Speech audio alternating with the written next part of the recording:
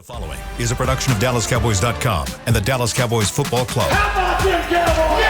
Go Cowboys! This is Girls Talk, Boys Talk, presented by Invisalign, trusted by over 500 NFL players for their winning smiles. And broadcasting live from Dallas Cowboys World Headquarters at the Star. Now your host, Nicole Hutchison.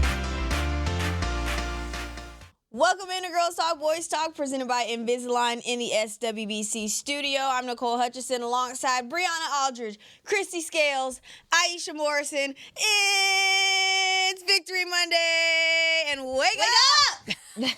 In stereo. Wow. That was literally perfect timing. Y'all. Perfect timing. Chris is just as sick as you are. I know. He really is. It's fine. We love it because I'm not going to get sick, even though it's cold in here. But the Cowboys brought that heat on Sunday against the Washington Commanders. Now 3-1 in the season, 44-22 the final. Ladies, overall thoughts of how the Cowboys came out and just made a statement win. Christy. Let's hear from the ladies that were Three present. home games, 40 or more points each game. I haven't had this much fun watching the Cowboys, even if it's a tie or the games that didn't go in favor. It is so much fun, and it's like every offensive play, there's a chance for something really special to happen. Man. And the crowd was great. The defense so much better. And that's with a couple of guys beyond Trayvon Diggs, a couple of game day decisions. Guys were inactive due to injury. And so there were 41 Cowboy alumni down there before the game, and it was just a happy day for Cowboys Nation. It was so much fun to watch. Fun is the key word I got out of that. Watching the offense has been fun all season, but the difference between what we've seen and what is happening now is the wins. This is what Dak Prescott deserves for the performance he continues to put up, for the slack he's been able to make up for what this defense is doing. And hats off to Matt Eberflus and this defense for actually going out there and making changes where you're not scratching your head trying to figure out a few here, subtle changes that he was saying. There was big changes. They were noticeable, and they had that Commanders offense in a chokehold. Yes, I know people are going to say, well, they were down their top receivers. Jaden Daniel goes out. Cowboys had their struggles too, and no one's giving us slack. This is a week league. You're going to have injuries, but the Cowboys did everything that they were supposed to do. Probably their best game thus far when you're talking about complimentary football. Totally took a step forward to what you saw last week. The Cowboys Nation deserved this win. Dak Prescott deserved this win. That defense, that offense, everyone deserved this win after what happened last week. Totally different than week 6. And yeah, like Chrissy said, we're having fun. Yeah, I mean, I would describe this game as balanced. Bree, you just mentioned the complimentary football side of things. I just feel like the folks that want to say, this is just the Commanders, or they didn't have, their starters and things of that nature. It would be different if Dallas didn't dominate. Dallas dominated. That's what you do against a team that's down some guys, that's kind of limping, that's kind of trying to figure out some things on their end. And like we talked about it on this show, we're not going to minimize this win because this keeps Dallas in contention. They're now in second place. That tie kind of helped them out a little bit. Yep. And this keeps Dallas moving forward. And I think that you're looking at a Washington team that's on the other side of it and was coming into this game saying the same thing you were saying, was that this was a must-win. If they were going to do anything with this season, that they needed to win this game. And not only did Dallas beat them, they took it from them. And it was authoritative in how that they started the game. You start off with the offense being aggressive and then the defense getting a stop. And then from there, you had the safety and whatever. But after that, the defense had multiple stops. And that is really what set the party off. So to me, I just felt like Dallas felt the moment, knew the moment. The coaches had them ready, and they came out and performed. Yeah, you talk about a defense that has been having to face the music a lot the last 6 weeks. Matt Eberflus having to answer some tough questions, and even the guys in the locker room about what's eventually going to fix this defense. Everybody throwing out, hey, have you tried man a little bit more? And Eberflus ran a season high man coverage 47% of the time against the Washington Commanders. And the result, shout out to Patrick Nosey Walker for this math because, child, that was not my favorite subject. But the result was 5 for 15 attempts, 57 passing yards allowed, pick 6, of course. Deron Bland, one forced fumble and a recovered fumble in man coverage. So shout out to them. The results obviously paying dividends. But what did y'all like about what y'all saw from this defense about, the schematic changes? Because obviously it did work. Kristen. Just let's talk more about the secondary and 2 guys stepping up that weren't really expected to step up. And that is Marquise Bell at safety, who got the start, played very well. And that's because Wanye Thomas, who of course is filling in for Malik Hooker, who's on IR. Wanye missed practice Friday with a migraine. He was truly a game day decision. They weren't sure literally 2 hours before the game whether Wanye would play or not. He did not. So Marquise Bell stepped up. We knew that Trayvon, we learned Friday midday that Trayvon had a concussion at his home on Thursday and would not play. And instead of it being Kyer Elam and Deron Bland on the outside and Reddy Stewart on the inside, which we had seen earlier in the season, it was Triquez Bridges, who is the rookie and the guy that they picked up on waivers at the end of training camp. They got him off waivers from the Chargers. And just looking at the amount of snaps, Elam and Bland played all 67 defensive snaps. Reddy Stewart didn't play defensive snaps, but Triquez Bridges, 80% of snaps, so 53 snaps. So that's like going from 0 to 100 miles an hour. Real quick. Like that. And did they play more man because the Commanders were down their top 3 receivers? Absolutely. Yeah. But that's all right. But the guy stepped up to do it. Also, Elijah Clark got a lot more work and kind of like a dime package where Elijah got some work at safety and Marquise Bell was able to play down in the box. So it was really interesting the way that the coaches maneuvered the chess pieces. Yeah. Haisha's over here like. No, go ahead, Bree. I was excited. No, I mean, everything that Christy said, there was some, changes there in the secondary where a lot of, I know the writers had their once we knew Trayvon was out, what they were going to do, and it was a little bit surprised, especially seeing Deron Bland there getting the start in the slot. But to your point, Christy, it looked like these Cowboys had a game plan for seeing that their 2 top receivers weren't going to be out, and that was where they were going to try to go. And Deron Bland had that big play, obviously the pick 6, but the way he was coming down and tackling and being a problem, you could just see him getting amped up, and that pick 6 was building up to come. Then you're looking at what this pass rush was able to start to do. I love when Schottenheimer gets in his groove and reads off all the stats. It's like my favorite part now. Oh, yeah, I was going to say, I agree. All the names that he was reading, who got involved. Clowney was a guy who haven't really seen what he's been able to do those first 2 weeks, ramping up, if you will. So anytime you can get a veteran guy like that, you don't pay a lot of money, right? He's coming fresh off the couch and he's getting involved. When you have Donovan Ezeraku, we've been talking about when is it going to happen, and he starts to finally get in there. Shamar James totally brought a different feel to what those linebackers are able to do. Just everybody was playing with their hair on fire.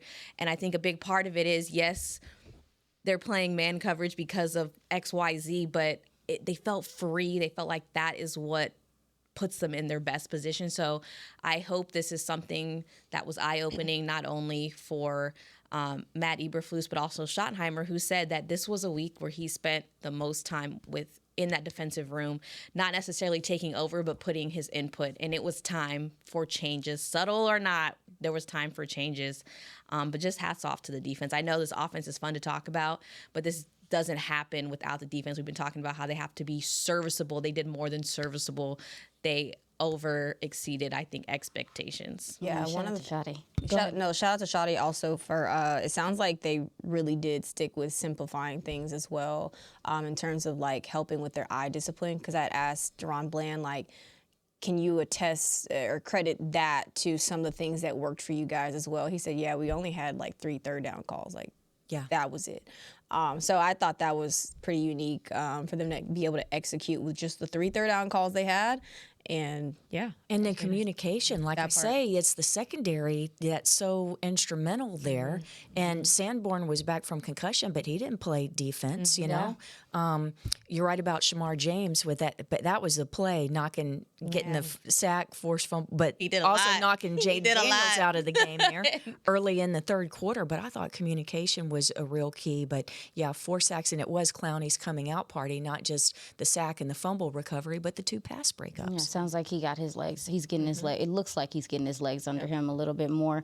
But the first thing that stood out to me was that Dallas decided they knew that obviously they played man on the back end, but they knew that Washington wanted to run the ball, and they said, And one thing that we have not seen from this Dallas defense as much is I believe coming into this game, only 14 times more than 5 defensive linemen have been on the field for the Cowboys at a time, Say that which again? means only 14 times there have been 5 defensive linemen on the field for the Cowboys at one time. And that was something that was concerning, especially coming into this game where I thought that Dallas would really need to stop the run. So what Flus did, he did something he hasn't done most of the year, and they loaded the box. Yeah. 8-man boxes, 9-man boxes. They refused to let Washington beat them on the ground. Obviously, they decided to play some man on the back end. You saw some very timely blitzes from the safety and the nickel position. I thought it would be Reddy Stewart, but it ended up being Deron Bland. And I think that mix of,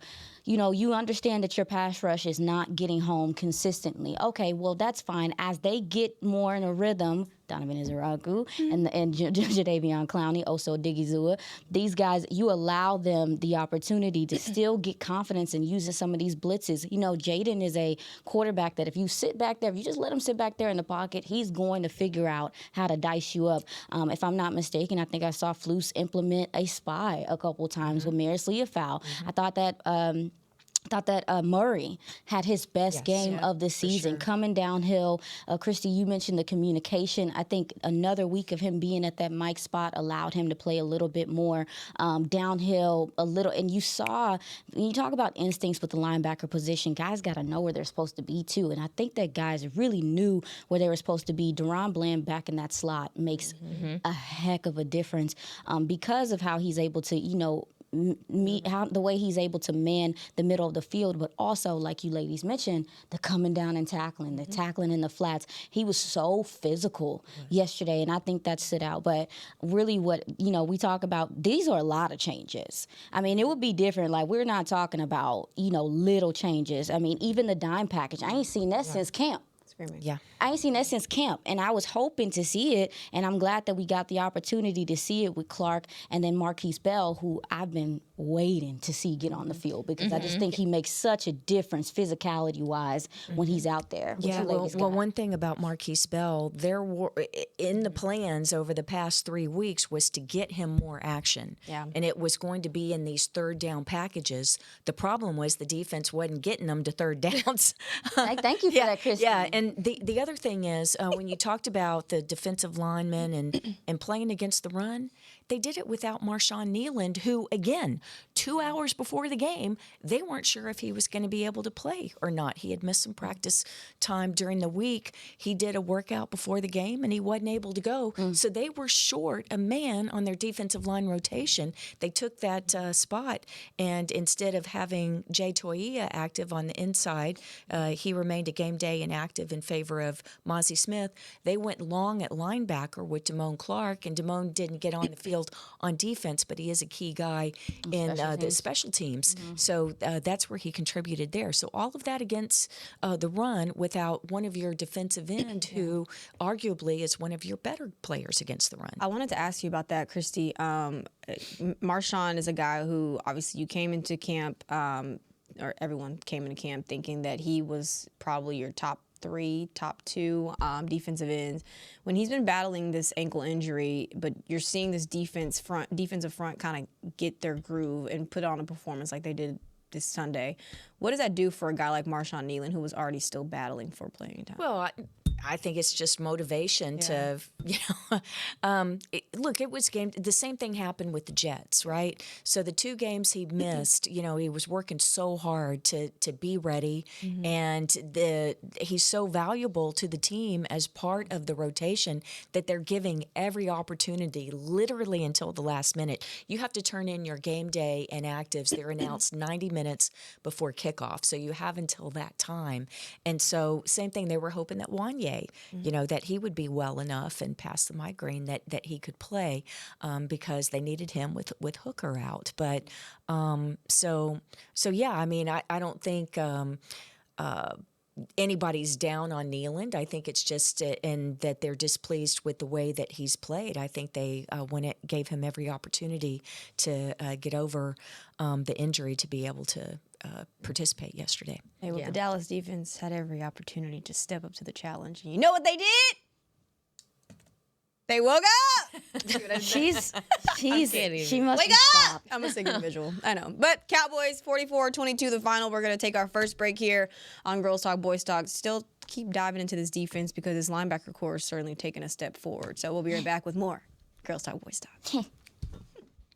Cowboys fans, when it comes to navigating the ever-changing world of tax, your business needs a partner it can trust to tackle even your biggest tax challenges. Ryan is the largest firm in the world dedicated exclusively to business taxes. Our team of tax professionals has local expertise in all areas of tax and can help you uncover savings opportunities you didn't know you had. Learn more about how Ryan can improve your overall corporate tax performance by visiting Ryan.com. Ryan, the official tax partner of the Dallas Cowboys. When you're on the field, you know what it takes to lead your team and play with confidence. But that confidence shouldn't just stop at game time. It should follow you off the field, too.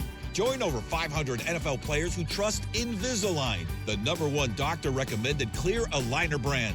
Ready to take the first step towards a smile you'll love? Visit Invisalign.com/NFL and find a doctor near you today. Transform your smile and take your confidence to the next level, both on the field and off. Discover Aiden, the official luggage partner of the Dallas Cowboys and Dallas Cowboys cheerleaders. Known for top-tier engineering and craftsmanship, Aiden offers more than just bags. Originating from Australia and designed in New York, it merges fashion, design, and culture. Used by Dallas Cowboys players, staff, and the entire organization, Aiden provides style and functionality for all travelers. Visit AidenTheBrand.com and use code AidenXCowboys for 25% off your purchase. Travel like your favorite stars with Aiden. All right, Cowboys fans, this one's for us. If the men in your life bleed blue and silver like we do, I've found the perfect way to elevate their game day rituals. Gillette just released their best razor in Cowboys colors, and it is everything a Cowboys fan could want. The new Gillette Labs official Dallas Cowboys licensed razor combines his Cowboys pride with Gillette's best shave. And with 50% longer lasting blades, it is truly the gift that keeps on giving. Get it while you can at Gillette.com/NFL. Gillette's best shave is also available as heated.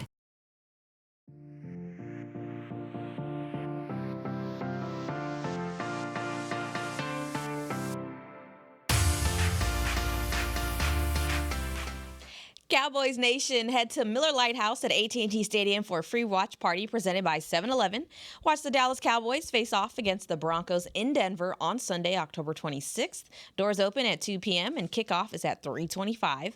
Enjoy a performance by the DCC, Slurpee samples, $5 Miller Lights, and more. Claim your free ticket at DallasCowboys.com/watch party. And raise your Slurpee sample and your $5 Miller Lite in honor of Aisha for her birthday. Wow. Hey!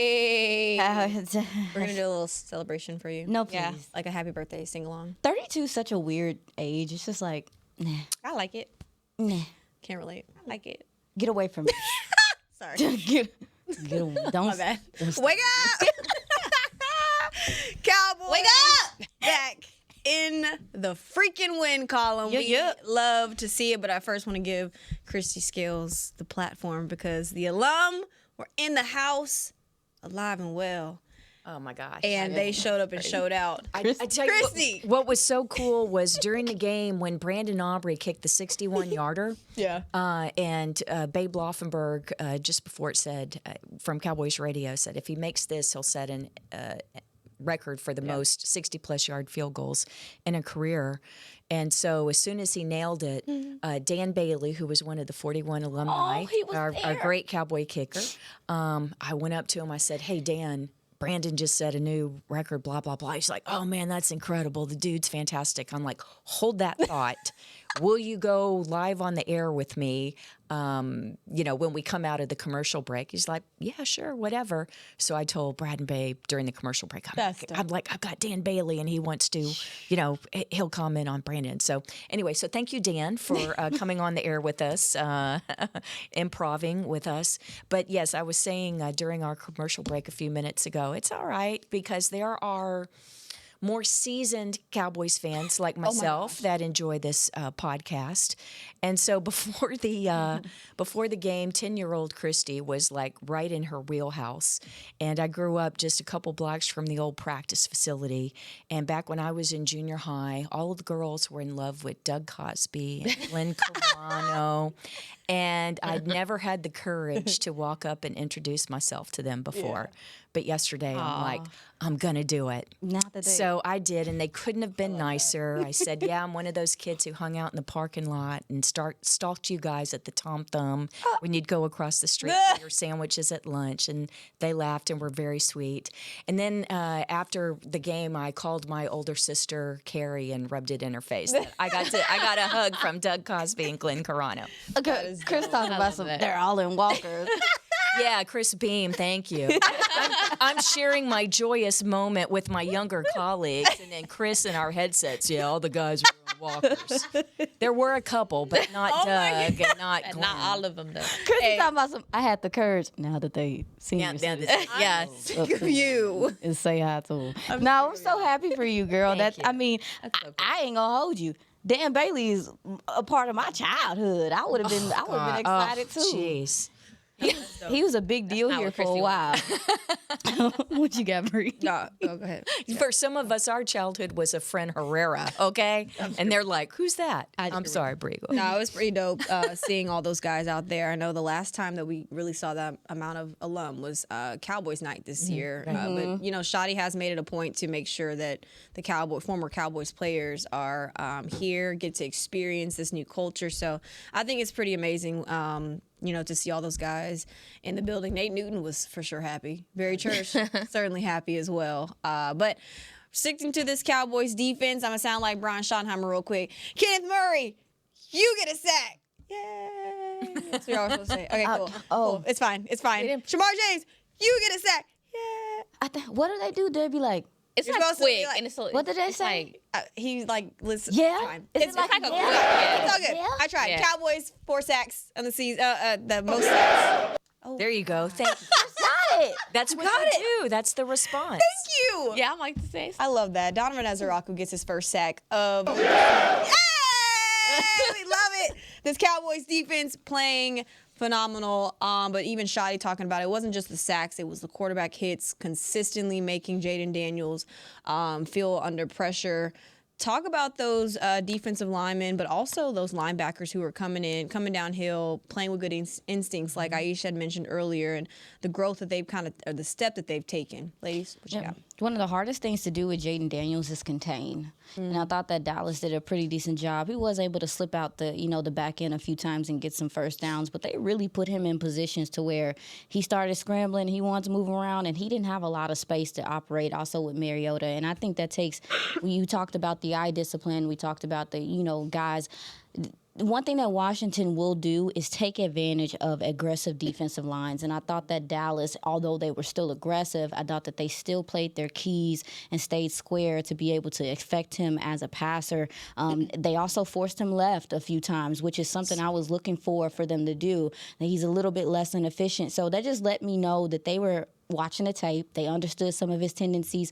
Also, too, we talked about Washington running out of shotgun, running out of pistol. And that was something that Dallas, they were like, hey, if that's what you're going to do, then we're going to make you pay. And don't make a mistake about it. This was the healthiest that this Washington offensive line has been all season. They were able to get their right guard back, and Dallas still really took it to them. And this is a Washington offense as well that has ran the ball pretty well through the season. I think that if I'm not mistaken, let me make sure I'm saying it right. Ja'Cory Krosky-Merritt, only 13 carries for 33 yards, only averaging 2.5 yards a carry. That's a big deal, guys. You know, this is a guy that has really put it on the floor, put it on the field. On the floor. Put on the flow. It's flow. It's fine. We get the point. Has really put it on the field when he's gotten an opportunity, and they really shut that down early and forced Washington to really have to pass the ball downfield, and that was something they weren't trying to do like that, to be honest. So I just thought the defense, again, just looked so much more sound, confident. Yeah. They were so much more confident, and the game plan, I thought, was a really good game plan by Flus. It was the one that I thought that he should, a similar one to what I thought he should do, and he went out there and those guys executed. Yeah, the most basic is, playing fast and wrapping up. Yeah. That was the problem in Carolina. It was Carolina's running backs and not Javonte Williams for the Cowboys that was getting the yards after contact.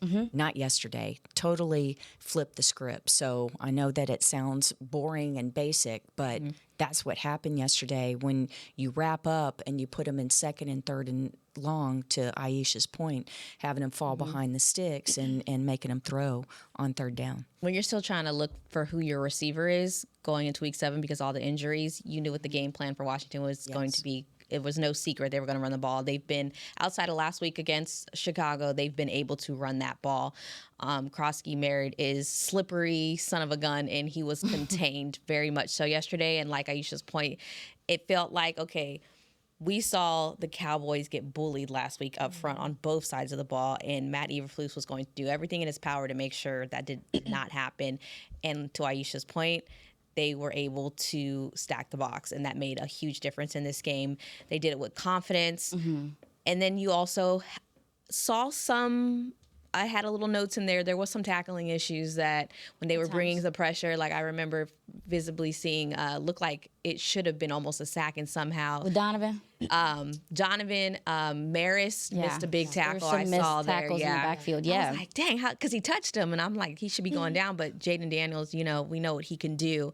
But again, they took advantage of when Jaden Daniels came out of there 110%, and that's exactly what you're supposed to do.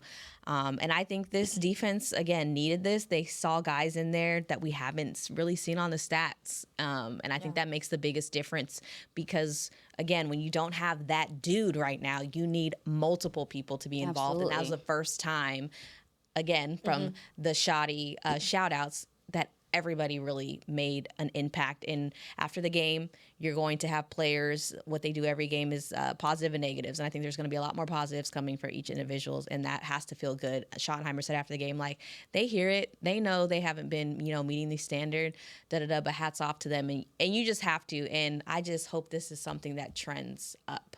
We got a head coach, y'all. That part. We got a head coach. I mean, I just feel like from just the idea of him going into, and obviously I think his time as an advisor on the defensive side when he was here is why he feels a little bit more comfortable. But for him to go in this week, spend more time with the defense, understand that he needed to do that and that he needed to kind of keep these guys together, I think really shows that he understands his team and that he's willing to, do some things that maybe he's not doing before to try to bring these guys together and to emphasize some of the things that he feels like they should be doing. I feel like that was a big step. But to your point, Nicole, about the shout-outs, and Bree, you ladies were talking about the shout-outs, it sounds corny, but you want to hear your name called it. Sure. That's facts. You want it.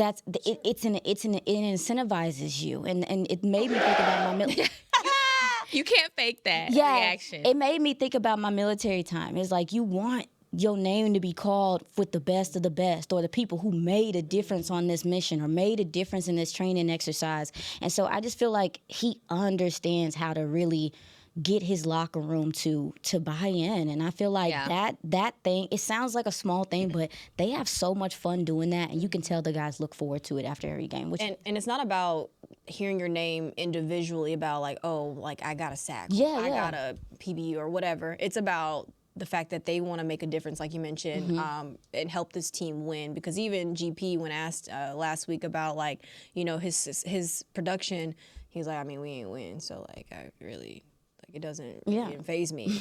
So I think that it's cool to see how this unit, like, they don't care about their individual benefit. It's more so about this team. But when you give credit to Shoddy, we really do have to give credit to Matt Eberflus, because 110%. to come in and, you could have been stuck in your ways and said, hey, I want to still stick with zone 100%. Like, he came in, he heard the feedback, got with Shoddy. They had those conversations behind the scenes and was able to fix it. So I do want to make sure we give love to Eberflus and Chris. Dave Bargonzi with the linebackers and what David Overstreet, Andre Curtis, these young guys stepping in. We mentioned Triquez Bridges and Marquise Bell earlier, and then White Cotton with the defensive line. I mean, it is a real group effort. It's fun to see. Because who was talking about Triquez Bridges before this game? Who thought Reddy Stewart was going to go in there and made the impact that he has this last several weeks? I think Matt Eberflus brought in these guys that, to be fair, we were like, who's that? Yeah, no, that's when we're fair. talking about, and they're able to scheme and make them fit. There was a lot of credit to I heard everyone saying Triquez Bridges' name wrong, by the way, last night, because they never heard of him, and he went in there and he made an impact. And then you have a Kyer Elam where we was like, 2 weeks ago, should he even be on the field? But they found a way to utilize him. And I think whenever this Diggs situation clears up, I like Kyer Elam going there as a rotational guy on the outside and not putting the pressure of him being on the starter. Because you saw, hey, this is what they saw in this guy. This is what we saw in camp. And he can make more positive plays than negative plays. And you haven't seen that from him, because Cowboys Nations was pretty much tapping out on him. So I like the fact that they're figuring out ways to use these guys of what they have, because from what Jerry Jones said after the game, did not sound like he was interested in any trades or bringing anybody in, to be honest, from what we were hearing. Please, we're having a good time. Hey, Please. I'm just saying, I'm having a good time. We're having a good time. Please. Yeah. I'm sorry. I thought great show, player yeah. acquisition was 365 days a year. You hear me? Yeah. Because don't, Bree, please. She's going to be using the She's a pessimist when it comes to this. She's like, great game. That's going to change. But I can't stand y'all are sick. That's you. Y'all are sick. Talking about, I want to ask you ladies, from what y'all have seen so far, what's the secondary lineup that y'all like so far? What y'all like? Whatever it is, Bland in the outside. slot. I don't care what it is. Bland in the slot. Yeah. I mean, I That's know what everybody likes. I know That's the him most playing on the positive. boundary is something he can do, and I know that him playing in the slot is not necessarily something he just. Well, before he ain't. You probably like it so now. it don't matter. Yeah, I was about to say he ain't. Please. But he is a physical corner that can really affect the game, and the tackling ability. That nickel spot requires you to be physical, to be able to get through trash, to communicate. It is a lot to do, and I'm not saying that Reddy Stewart has not done a pretty good job. I would think that he does, but Deron Bland and his tone setting tackling yesterday too, y'all. I mean, I just feel like whatever it is, let's try to figure out how to keep that him right there. And I didn't mind Triquez Bridges. I watched watched the broadcast view again. Now there were some instances where he was just Targeted. the quarterback was just missing. Daniels was just missing in some of these instances. There were guys open, but there was still these guys weren't separating like crazy. You know what I'm saying? So I just think whatever the lineup is, try to figure out how to have Bland in the slot sometimes, if that is something you're going to do. I like the dime packages, like we talked about Marquise Bell and Elijah Clark. Mix it up. Yeah. And I think that's what you want to do. Sure. It's just keep mixing it up, because you've been playing pretty straight up for the last, however many weeks of the season, 7 weeks of the season, 6 to this point. And teams were like, okay, if you're going to play us straight up, we're going to straight up throw the ball at you and run the ball at you. But when you mix it up, you give these quarterbacks different things they have to think about and they have to account for. And I think that whatever they decide to do is that's what they need to continue to do. There was some scary moments, to your point, in the secondary, because why was people getting chances looking a lot better than they were supposed to look against us? 27 yards given up to Ertz on a pass catch. Moore, 44, his longest one. Lane, 35. That can't happen. And these are guys depth chart wise, you're going down. So that was scary to see, because everyone's like, you guys know their top receivers are out there. So there is some stuff to clean up, not trying to take away from everything, and they figured it out. That's all that matters. Obviously, when you put up 44 and you give up 22, something right went in there. But there was some scary moments. Oh, yeah, And Triquez got away with one. A long pass, I think, on the, yeah. explosive plays still an issue. Please. Hopefully they fix it, though. All right, we're going to take our second break here on Girls Talk, Boys Talk, and talk a little Brandon Aubrey, because he deserves some love on this show for sure about that 60-plus yard field goal he made in Sunday's win over Washington. We'll be right back with more. Cowboys fans, when it comes to navigating the ever-changing world of tax, your business needs a partner it can trust to tackle even your biggest tax challenges. Ryan is the largest firm in the world dedicated exclusively to business taxes. Our team of tax professionals has local expertise in all areas of tax and can help you uncover savings opportunities you didn't know you had. Learn more about how Ryan can improve your overall corporate tax performance by visiting Ryan.com. Ryan, the official tax partner of the Dallas Cowboys. Discover Aiden, the official luggage partner of the Dallas Cowboys and Dallas Cowboys cheerleaders. Known for top-tier engineering and craftsmanship, Aiden offers more than just bags. Originating from Australia and designed in New York, it merges fashion, design, and culture. Used by Dallas Cowboys players, staff, and the entire organization, Aiden provides style and functionality for all travelers. Visit AidenTheBrand.com and use code AidenXCowboys for 25% off your purchase. Travel like your favorite stars with Aiden. When you're on the field, you know what it takes to lead your team and play with confidence. But that confidence shouldn't just stop at game time. It should follow you off the field, too. Join over 500 NFL players who trust Invisalign, the #1 doctor-recommended clear aligner brand. Ready to take the first step towards a smile you'll love? Visit Invisalign.com/NFL and find a doctor near you today. Transform your smile and take your confidence to the next level, both on the field and off.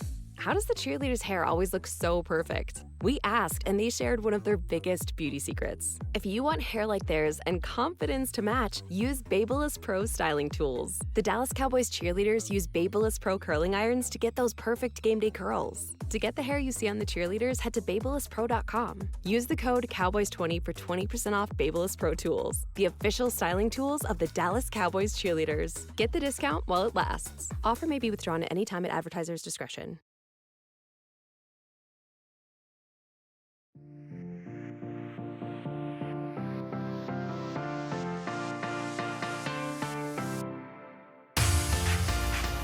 The countdown to game day starts with Rally Days presented by SeatGeek. Enjoy performances from Kat Hasty and other local artists.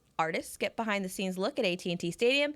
Meet the Dallas Cowboys cheerleaders and alumni and more. Get your tickets for the next Rally Day on November 2nd at AT&TStadium.com/rallydays. Welcome back into Girls Talk, Boys Talk, presented by Invisalign. In the SWBC studio, Nicole Hutchison, Brianna Aldridge, Christy Scales, Aisha Morrison, and ladies, as promised, we got to talk Butter Aubrey, nailing a 60-plus yard field goal. It's his 5th of his career, and it's the most of all time. I mean, I feel like we take him for granted a little bit because we don't really show him love, but we're showing him love today.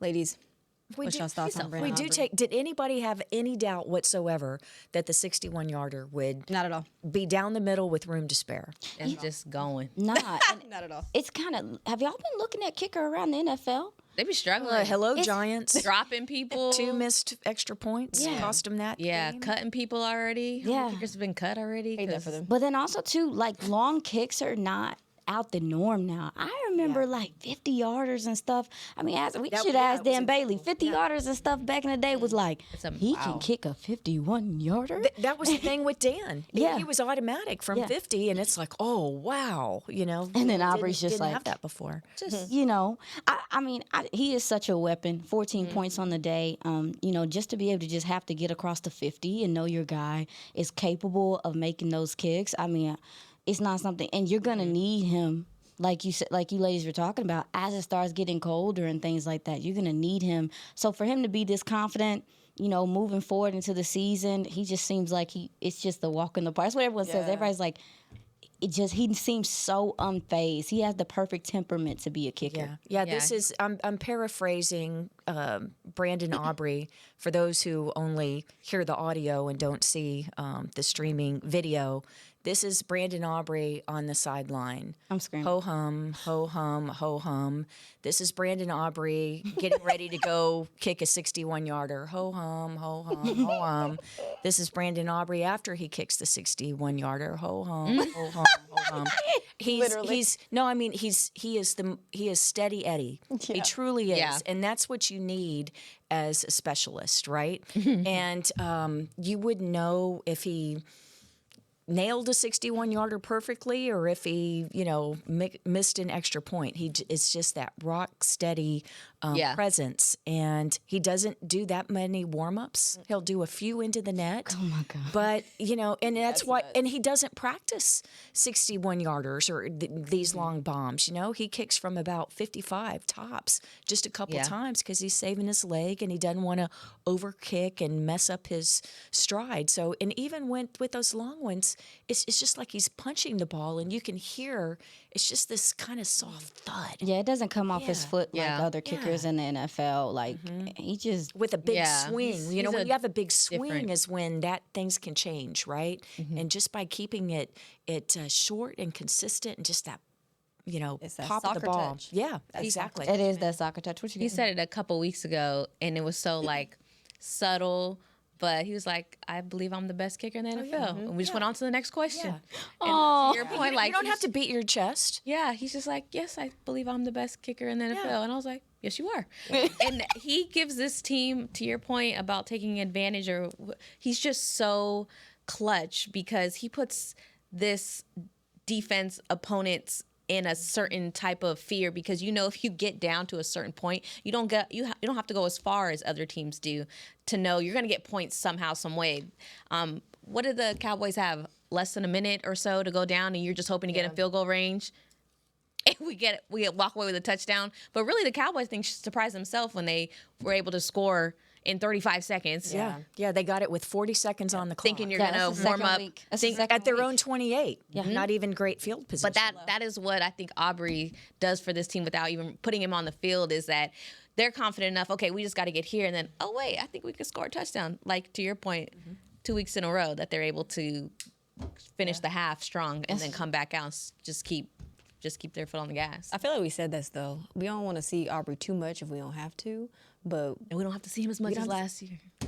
He's not the MVP of the offense every week. That part. But the Cowboys able to, drive down the field and score in less than 40 seconds really on the clock. That was impressive. I know we take them for granted as well because they are just absolutely firing in all center. They you're right. tortured us last year. I'm sick. But no, this Cowboys offense, the top of the league, and been consistent every single week. Of course, you get CeeDee Lamb back. I know we're going to break down the offense tomorrow, but just quick thoughts about, the way this offense is playing, ladies. Yeah, I mean, it wasn't all easy for them yesterday. They had to drive the length of the field. I mean, the explosives helped, but, we talked about it on the show. Washington's special teams unit is one of the best in the NFL. I think they cover really well. I think Kevontae Turpin, obviously coming back, is still trying to get his legs under him, and they were able to, really stop him within the 30 most of the time yesterday. So Dallas had to drive the length of the field. And to your point, Nicole, about that, about the scoring at the end of the half, I love that aggressiveness because defenses are expecting for you to kind of play conservative in those moments. They probably thought, to your point, Bree,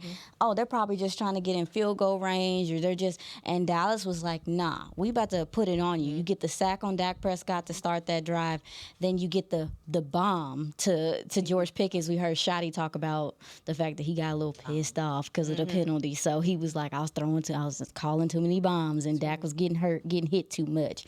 But you have the bomb to Pickens that just is on the money, and then you have the Javonte Williams run where he was able to squeeze to the outside and go and get to the 4-yard line, 5-yard line, one of those, and then Dallas punches it in. I just feel like, that urgency that they play with, it puts so much stress on defenses. And to your point, Bree, defenses know if it's not going to be 3, it's going to be 7. You know how stressful that is? Is the idea is like you really don't have room to give up first downs because this kicker can come out, who we just talked about, and get them 3. Like almost every drive can be points with this offense. And that's not something we've experienced here in a while. It's so creative and fun. I'm glad you mentioned Dak taking some hits. I thought this was maybe his most impressive game, because there were a lot of times where he was moved off of his spot and having to throw under pressure. And I know that if you just look at the stat sheet, it says that Washington had 1 sack, but that is not indicative of the way that Dak was having to elude people and yet still delivering the ball on the mark. It was really impressive. I forgot that one play, that scary play when his helmet came off. Yeah, that really shouldn't have been a penalty, I didn't think. That's what listening to the broadcast and seeing the replay said the same thing. But he was amped up. But that boy took some hits. Hey. I'll take the playing like an MVP calls. I'll take 'em. Absolutely. I'll take him because I remember the years where he was getting lit up and nobody cared. So if he's at that point to where he plays well enough to where he get the whistle, I'm for it. Yeah, I'm for it. All right. Well, you know what I'm for? The Cowboys get the win in Week 7. They're 3-1 in the season. You know what to expect. 44-22 the final. Hopefully they continue to build on top of that. But that's a wrap for today's show. Tomorrow we're going to break down a little bit more of this Cowboys offense and the good that they have continued to do. But that'll do it. For Brianna Aldridge, Christy Scales, Aisha Morrison, I'm Nicole Hutchison. We'll be back here at 8 a.m. in the morning. This has been a production of DallasCowboys.com and the Dallas Cowboys Football Club. How about this, Cowboys? Yeah!